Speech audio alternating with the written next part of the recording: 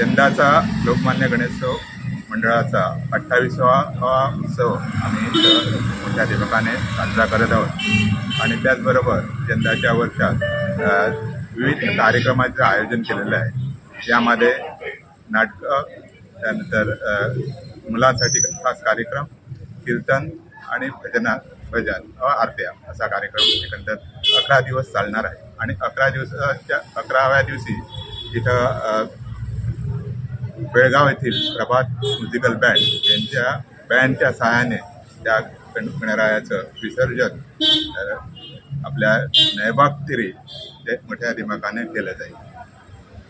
आता सर, पेडणे शहरातला जर विचार केला तर पेडणे शहरामध्ये एकूण 3 गणपती आहेत। एक आपला भगवती मंदिरमध्ये एक आहे, आपल्या लोकमान्याचा एक आणि पेडणे पोलीस स्टेशनवर। या 3 गणपतीमध्ये जर आपण कंपेअर केलं तर या ठिकाणी लोकमान्य सार्वजनिक गणेशोत्सव ट्रस्ट आहे त्या ठिकाणी मोठ्या प्रमाणात कार्यक्रम होतात। यंदा कसले कार्यक्रम ठेवलेले आहेत? यंदाचा कार्यक्रमाचा एकंदर भावधारा म्हणून एक मुलांचा कार्यक्रम आहे।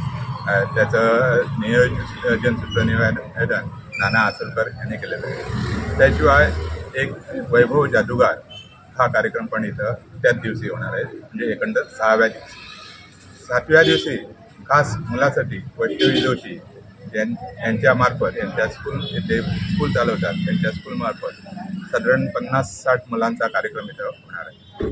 त्याचबरोबर 8व्या दिवशी काली कंकाली हे ट्रिक सीनवालं दशावतारी नाटक, त्यानंतर दुसऱ्या दिवशी त्याच्यात भजनाचा कार्यक्रम अगोदर होळी आणि नंतर काली कंकाली हे नाटक होणार आणि 9व्या दिवशी परत नाटक आहे, कोकणी नाटक आहे। 10व्या दिवशी सत्यनारायण पूजा आणि गोमंतकातील प्रसिद्ध भजनी कलाकार पांडुरंग राऊत यांचे साथी आणि ते म्हणून त्यांचा कार्यक्रम इथं होणार आहे। आणि त्याच्या अगोदर 4 वाजता आपले विजी शेडगावकर यांच्या कीर्तनाचा कार्यक्रम। असा एकंदर कार्यक्रम म्हणजे या मंडपातील कार्यक्रम। आणि विसर्जनाच्या दिवशी प्रभात म्युझिकल बँड बेळगाव यांच्या मिरवणुकीनं विसर्जन नयबाग तिरी होईल, असा एकंदर कार्यक्रम आहे।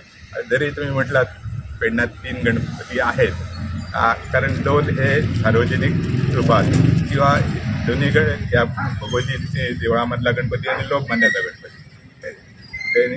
इथली जी देणगी गोळा करून करतात आणि पोलीसचा गणपती आहे तो पोलीस त्यांच्या याच्यापर्यंत पण मिरवणूक जे विसर्जन 3 गणपतीचं 11 दिवशी होणार आहे, त्यामुळे एकाच दिवशी त्यांची एकंदर मिरवणूक होईल।